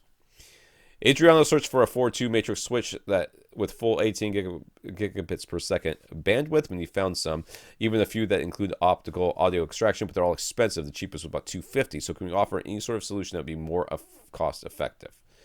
I can. I hate it, but I can. Dude, you should buy the 251. I'm going to be dead honest with you. You should buy the 251 because any other solution is going to end up being something that, like what we're talking about before, the bunch in and the one out, and it goes over here and it does something else. And just get the one little box, the 4.2 with the audio extractor and everything in it. Tell your friend that is the solution. That's it. Yeah. Or you can buy a receiver like a normal person. I mean, the 251 is actually half the price. Like Sewell has a 4-in, 2-out matrix switch, full 18 gigabits per second bandwidth, full HDCP 2.2 HDR support, all of that with audio extraction to an optical port. But it's $500. There you go. That's Sewell's. So the one you found is half of that price. So yeah, the cost-effective solution is the dreaded 3-headed dragon, because it's still what I suggested before, the 5-in, 1-out switch. Feed that to the audio extractor. So the audio extractor takes out the audio, sends it out of its optical port, and then sends the 4K HDR video on through to another single HDMI output. Then you feed that into a 1-in, 2-out Sewell SplitDeck splitter, which is also 18 gigabits, HDCP 2.2. So you have 3 boxes all chained together in a line to make this happen. It's considerably less expensive than the 250 because you're looking about $140 all in for this. So it's like, kind of like half the price of the Matrix Switch. It's more cost effective. It's starting to get kind of ridiculous, but there you go. And any one of these things has any sort of issue, and when something's going to have an issue. It's HDMI. What if your projector is always sort of kind of on, but not really, and then it thankfully downgrades everything both to 4K. displays are 4K and HDR, so that should be an issue. Okay, so he's got an HDR. Yeah. Thing. Yeah. I mean, I would just go with I would say Just bite the bullet and get the matrix. Bite the bullet and get the matrix one that is going to do everything that you want it to do, because everything else is just, you're just asking for. I mean, think of all the cabling. You think of the cabling alone that you're going to have to buy. You're going to have to buy all every these single one different... of those boxes needs its own power supply. Think That's about right. that too. Yeah. All right. Well, let us know what you end up with, and whether or not you guys are still friends at the end of this. Darren is trying to better understand the HDR metadata. He gets why Dolby Vision would work well. Each scene or even each frame gets its own metadata, so the display can always show each image to the best of its ability. But with HDR10, it's static metadata, right? I mean, there's only one value for the peak brightness of the entire movie and one value for the average picture level. So for something like Planet Earth 2 or Blue Planet 2, I didn't know there was a 2 of either of these things, by the way. There can be massive changes from chapter to chapter. In one chapter, they're showing snow-covered mountains, and next chapter they're in a dark cave. How can the static metadata handle this properly? Is this taken into consideration during production when the footage is being shot, or is it all handled in post-production? Do we end up with the snow-covered mountains being too dim and the dark cave being too bright? I think the whole point of having HDR is that that's never the case. That the bright, that your whole idea is that. I mean, the reality is most of this content sits between a more reasonable brightness level. It's just these little, I mean, you're not going to get to the snowy thing and it's going to be like, here is 1,000 nits of snow. Right. You don't get that. It's just these little bits of highlights here and there where it gets exceptionally bright. So as far as I know, I mean, you don't take this, you almost never take even color into consideration when you're filming. You're trying, but a lot of this stuff is shot digitally. I don't know what they're doing with Blue Planet and Planet Earth, but I know when you're talking about like most movies, especially like the superhero stuff, if you were to see the raw footage, it all looks kind of gray. Yeah. It's all very, and all of the color and stuff like that. A lot of that stuff is fixed in post production. Oh yeah. Color timing is a huge part of the process. So that's not it's not something that the filmmaker himself or herself is thinking about at the time. Now, Blue Planet and Planet Earth might be a completely different animal. I don't know, but a lot of times in movies we're not dealing with worrying about the HDR-ness of a shot until we're in the editing room. Yeah, no, they're kind of just shooting on their Red Dragons and Arri Alexas when they're doing that. So so I think the easiest way to understand the HDR is to start without any metadata whatsoever. Just start with the PQ curve. Because the PQ curve just says, I can contain anything from 0 to 10,000 nits. And I have an exact value for every nit level between 0 and 10,000.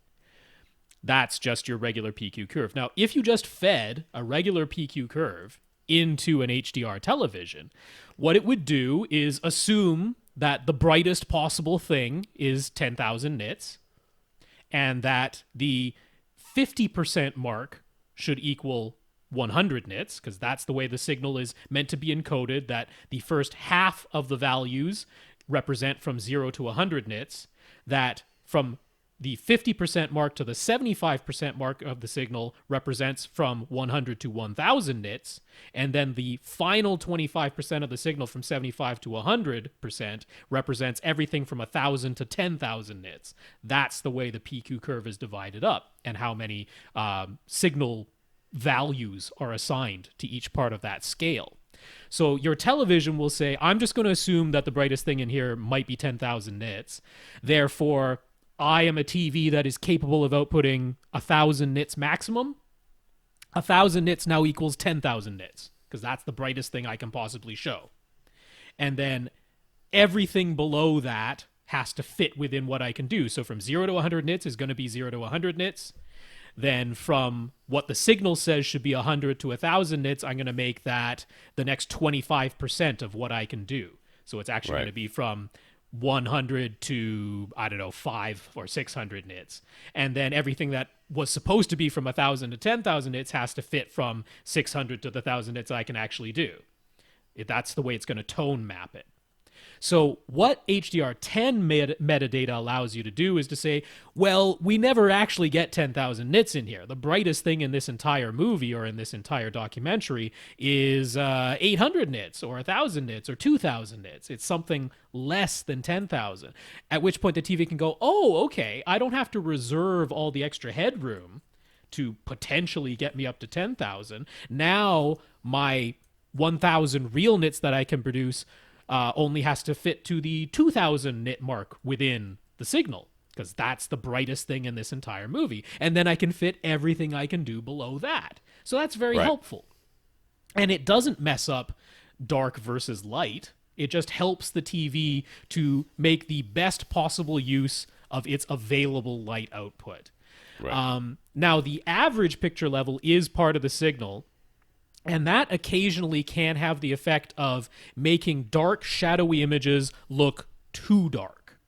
Because if it says the average picture level of this entire movie is actually a little bit higher than normal, it's 80 or 90 nits on average, the TV might say, okay, well, now I'm going to shift everything upwards a little bit so that what normally I'm expecting the average level to be 50 nits, but you're telling me the average level is 80 or 90 nits, so I'm going to shift everything up a little bit, and now I've crushed some of the shadow detail. So if anything is going to impact it, it's actually that average picture level thing, not the maximum nit level thing. And it wouldn't be a case of the snow-covered looking too dim and the dark cave looking too bright. It would probably be the reverse. It would be the dark cave looking too dim. That's the most likely problem. But yeah. That's kind of what's going on there. Jack has a setup in which all of his sources are plugged into his Sony TV.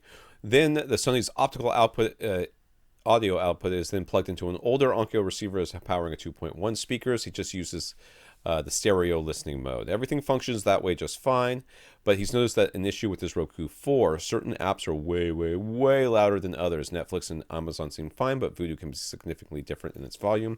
Pandora is worst of all. He needs to cut his master volume setting in half if he turns on Pandora. Any ideas that could fix this so he doesn't have to ride the volume control on his receiver?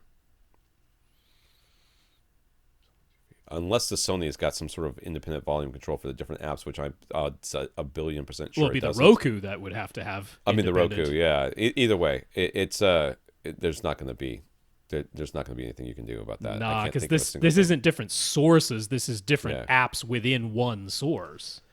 Yeah. Yeah. I mean, the only thing would be to look for settings within the software itself. I'm not aware of that. I can't imagine that exists. The only thing I could think of is if you have a Harmony remote that's programmed so that you can press a button and get like Roku, not the Roku, but the different apps started, so that Pandora starts. You could then program it to change the volume of your receiver automatically. That's about the only thing I can think of. I mean, my only other fix is if you know Pandora in particular is the bad one. Do you have any other sources that could be your Pandora source instead of the Roku? Yeah, your receiver probably. Oh no, he's got an older Onkyo receiver. He doesn't. His receiver might, but because Pandora's been around for quite some time. But yeah, it's fairly widely supported. That if that's the most egregious offender, you could try to look for that. I mean, you could use a Chromecast. I mean, yeah. Maybe this is just an issue with your Roku box. So he says he has a blown tweeter on one of his Paradigm speakers. They're first generation Studio Series, so they're about 20 years old. He's contacted Paradigm. They said they don't carry replacement parts for that series anymore, but they could manufacture a matching tweeter for him, though it would cost him $300. Or you could just buy another speaker because it would be cheaper. He's read online where some people have bought third-party tweeters and replaced it themselves, but they recommend replacing both tweeters in his pair of speakers since his new third-party tweeter wouldn't match the original. Is it worth going through all this trouble and expense, or maybe just time to part with these Paradigms and get a new speaker? I agree with the people online. If you're going to replace one, replace both. Oh yes. If it's got similar specs as the one that's in there, I got no problems with you replacing this tweeter. I see this as not being much of an issue.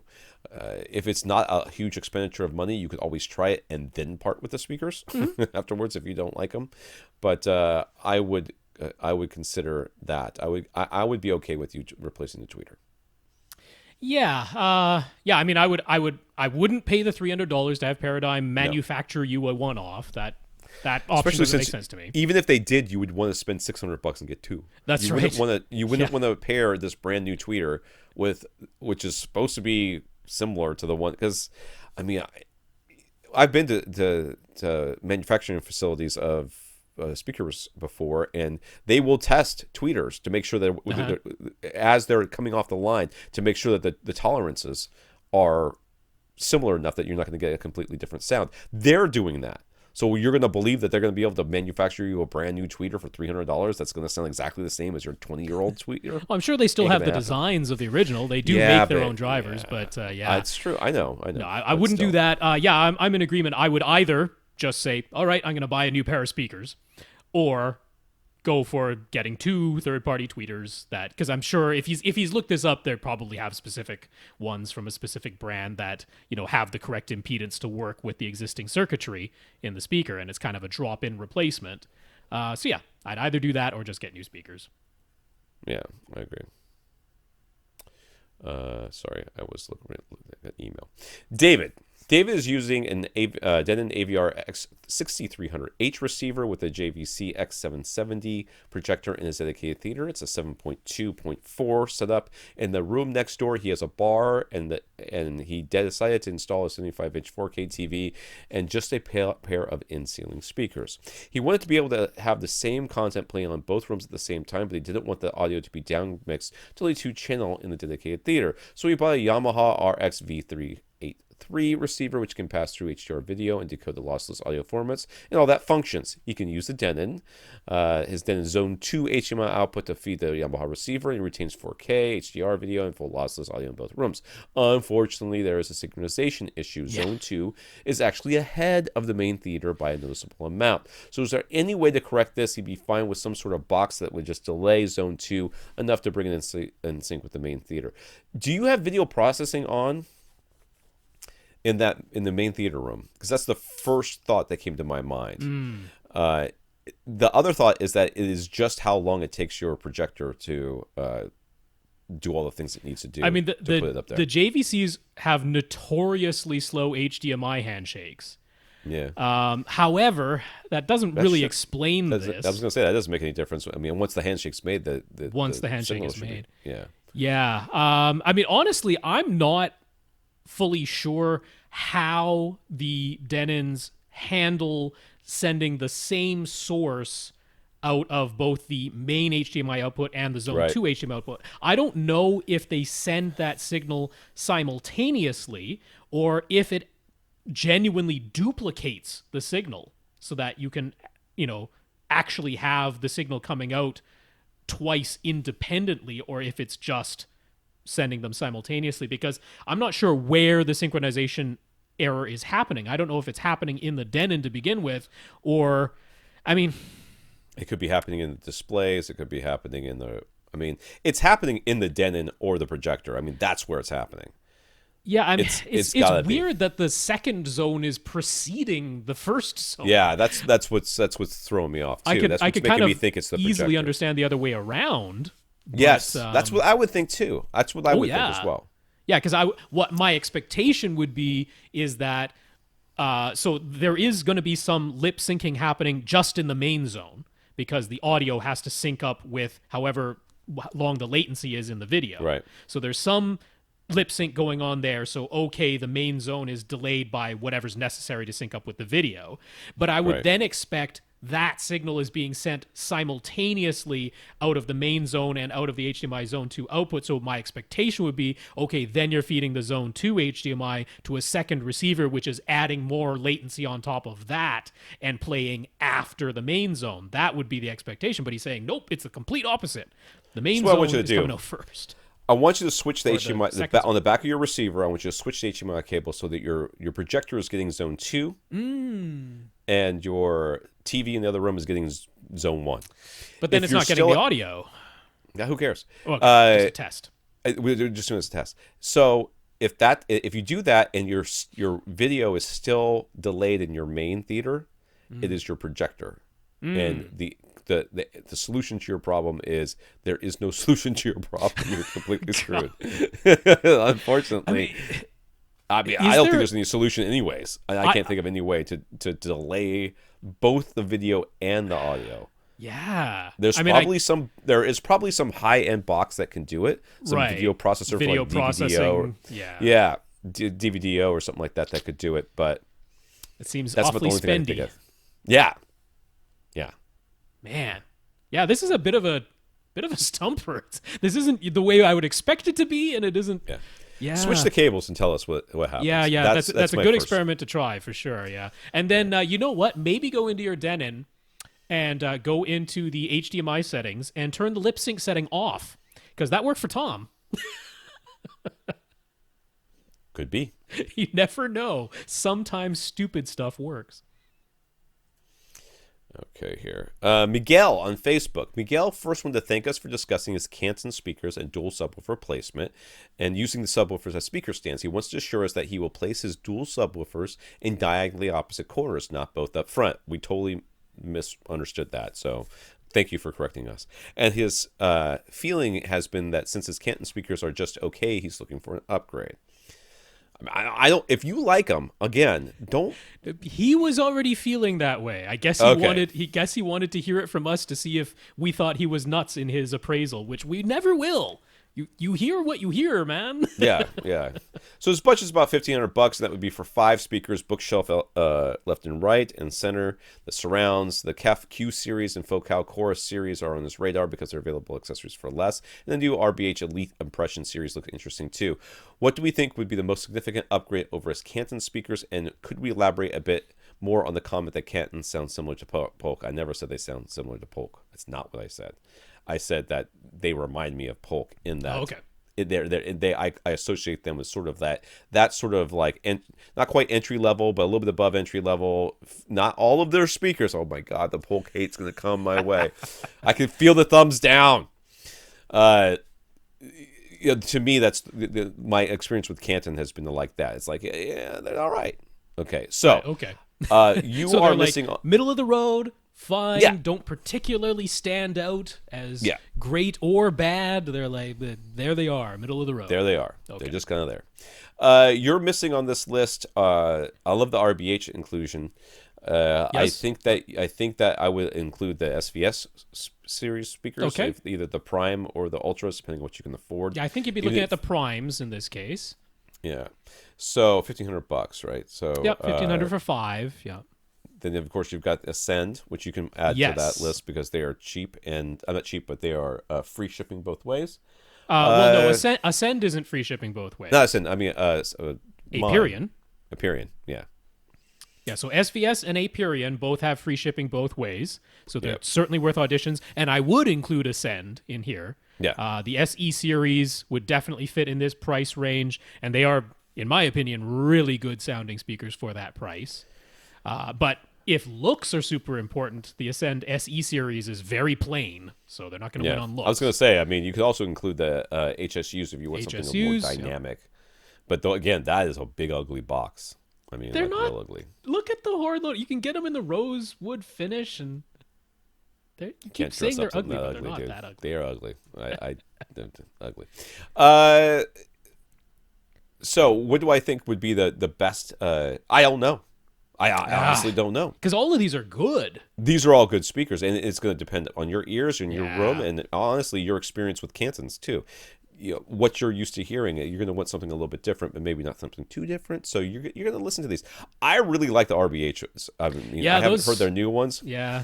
But that to me, RBHs are speakers that are just... to me, they're almost future-proof, too, because they play well with so many other speakers that if you decide to upgrade later on, you're not going to be like, oh, I upgraded, now this speaker sounds terrible. It doesn't sound well with my RBHs. The only way that's going to be the case is if you get something that has a definite sound to it, in which case you were going to be screwed no matter what speaker you bought.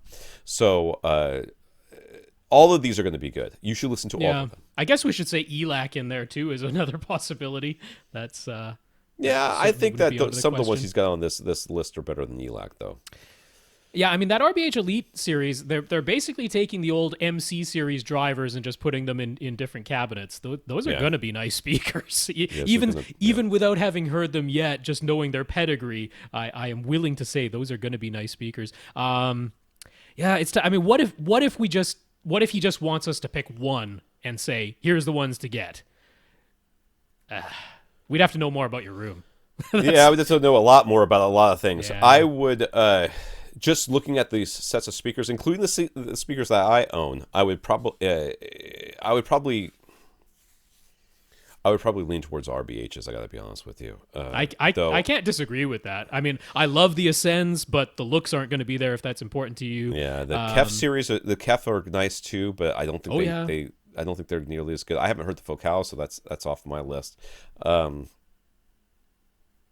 The SVS speakers, I don't think are as good as the Primes, RBHs. right? Yeah. Yeah, the Primes. The HSUs would be very different from what you have. Yeah. If you're sitting quite far away, they might end up being the best choice. Yeah, it's true as well. Okay, Again, we have to know your room. We kind of whittled it down there a little bit. Yeah, I don't think we helped at all.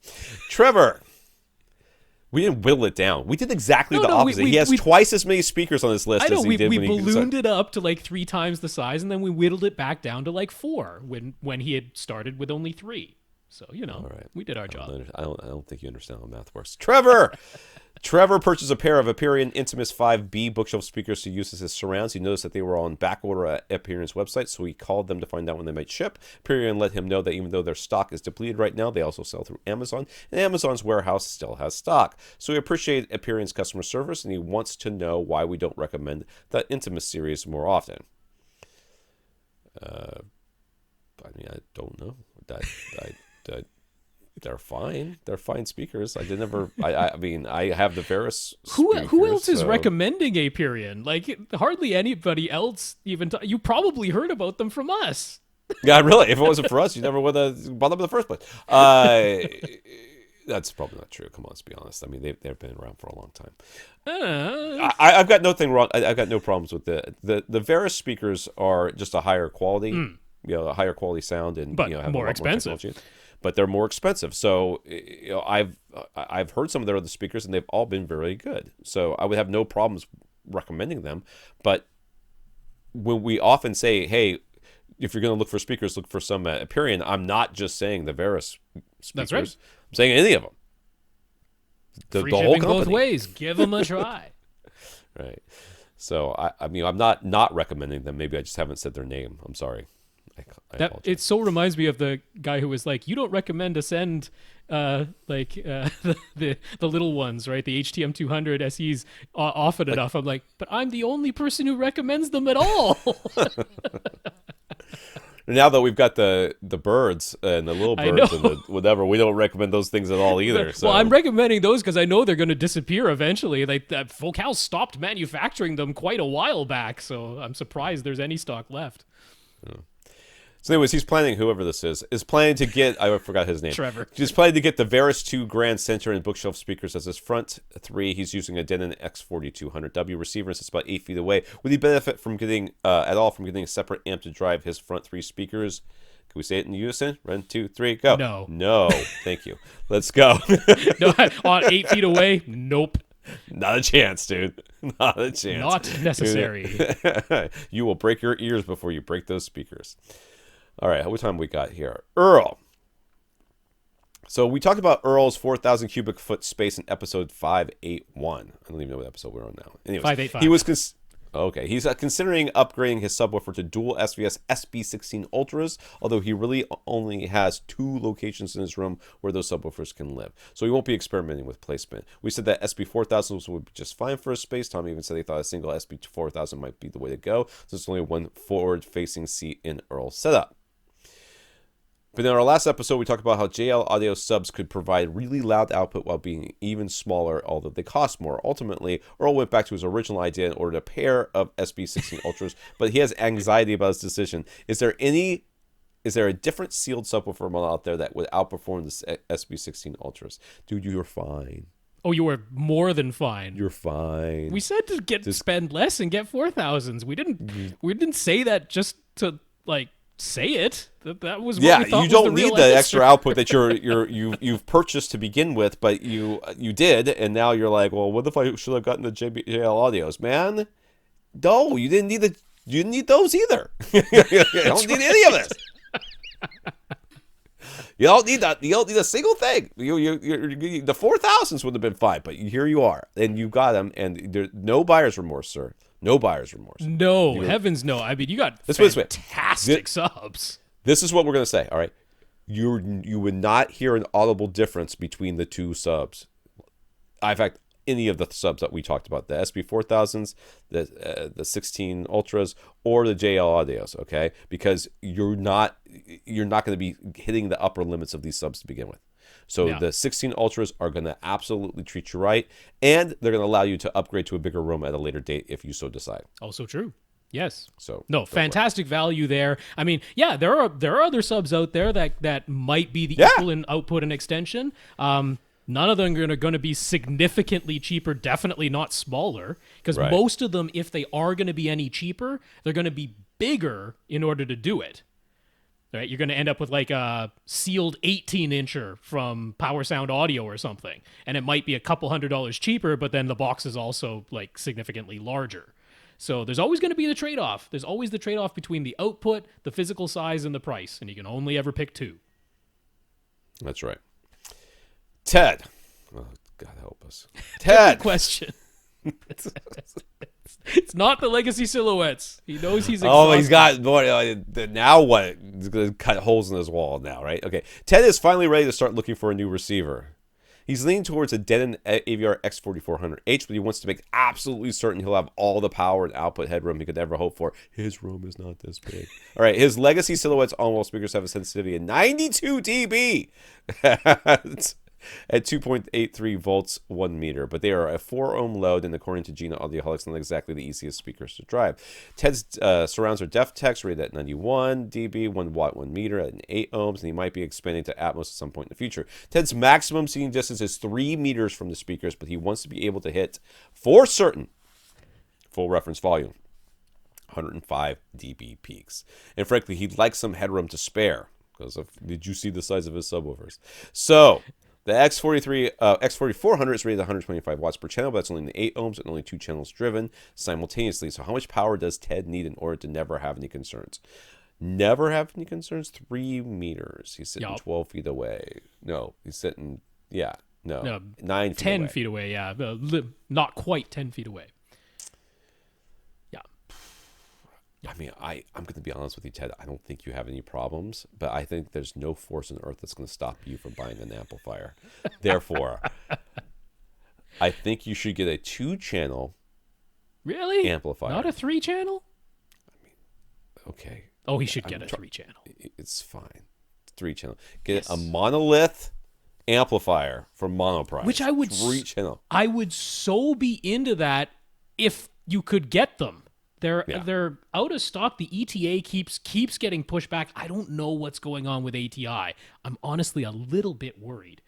So Emotiva would be the obvious alternative. Right, would be the obvious alternative to that. They have a nice 3-channel amp. What about Outlaw? Is Outlaw still doing amplifiers these days? Nah, they got 7-channel only. You don't need that. Yeah. That's going nuts. So it would be an Emotiva because at least you can get one of those. I would get a 3-channel. You definitely don't need external amps for your surround backs, and potentially Atmos speakers. Don't do it, Ted. Now that I've said that, I know you will. You don't do need it. 3-channel amp is all. So let's do the math. I'm going to be super conservative and say that he's losing 7 decibels due to distance. You're not, but I'm going to be super conservative and say that you are. All right. So 92 dB, 2.83 volts, 4 ohms. That's exactly the same as 89 dB with 1 watt at 4 ohms, or, let's just do that. So it's the exact same as 89. All right, so we're going to drop down to 82 just due to distance. Then we're going to add 10 by multiplying 1 watt by 10. So 10 watts is now getting you, what did I say? You could drop down to 82, getting 92 from 10 watts into 4 ohms. You're getting 102. You're getting 102 decibels from 100 watts into 4 ohms, and you're hitting a full 105 from 200 watts into 4 ohms. Now, the Emotiva amps are rated at 200 watts into 8 ohms, continuous. So you wanted extra headroom? You've got extra Yeah, headroom, dude. like some close to 600, 650, 700 watts in the 4 ohms. So, peak, yeah, for peak. that very short term peak.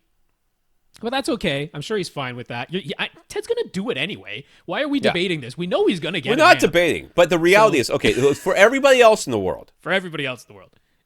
For everybody else in the world, they wouldn't have legacy silhouettes in a room this size to begin with. That is true, but he does. The receiver would be just fine. Yes. Oh, yes.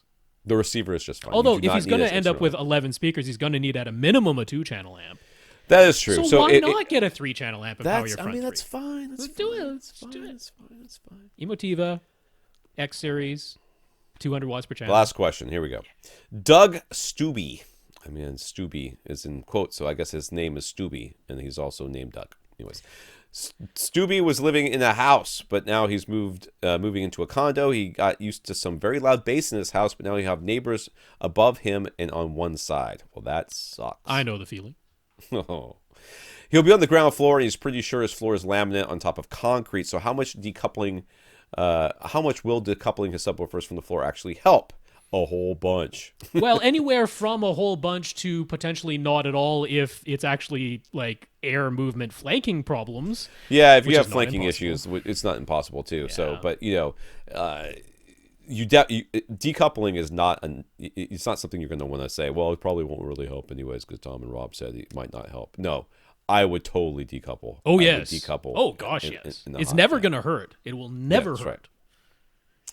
So we talked about simply needing something squishy to act as a damping device. Would yoga mats work? Would it be better for the damping device to be rubbery or more like memory foam? Yoga mats would work okay, I think. I would double them up. Oh, yeah. They're a little thin.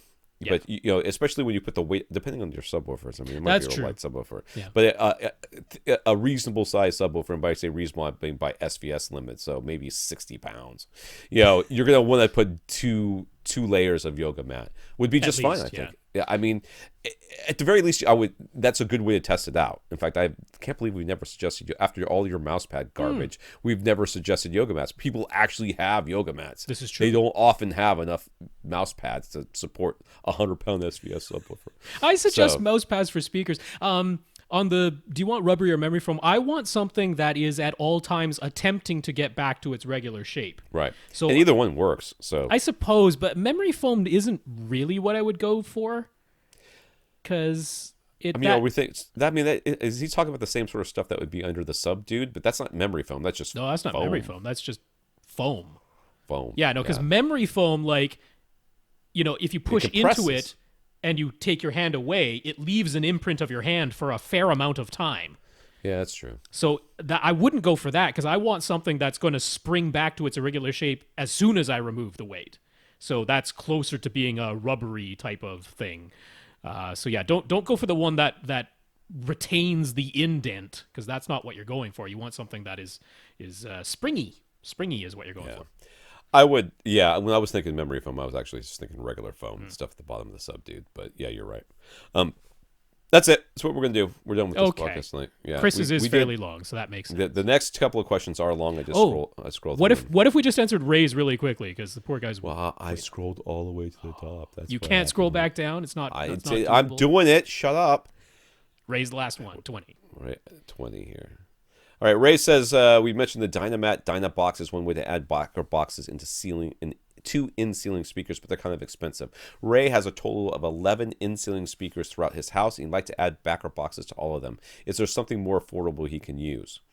Yeah, dude, you can get up into your attic and just put a 2x4 DIY into the bay right there, and then slap a piece of plywood or whatever on top of that, and then before you drill everything in, throw some insulation in there. Backer box, bam, done.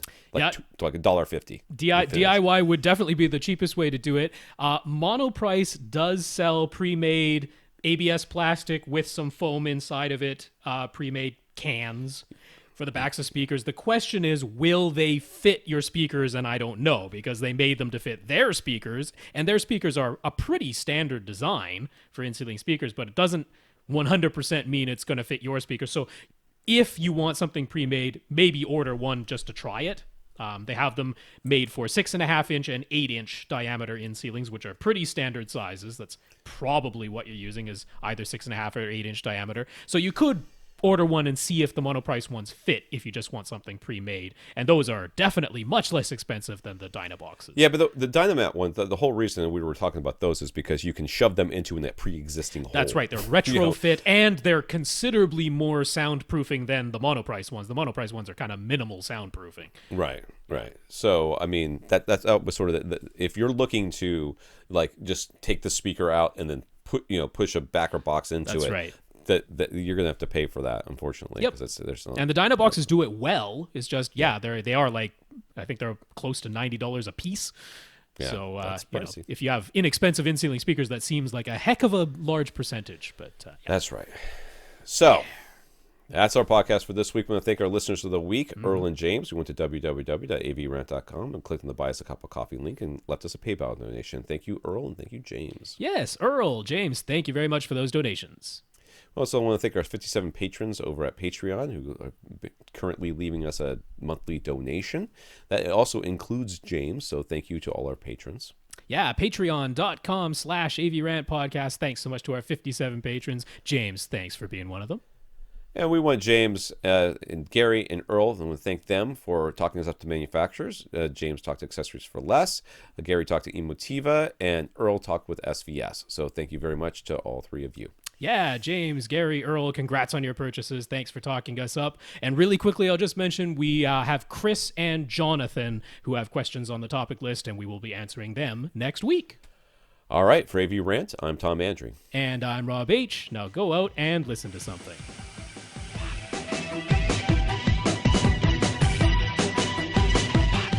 Want your question answered? Send it to question@avrant.com.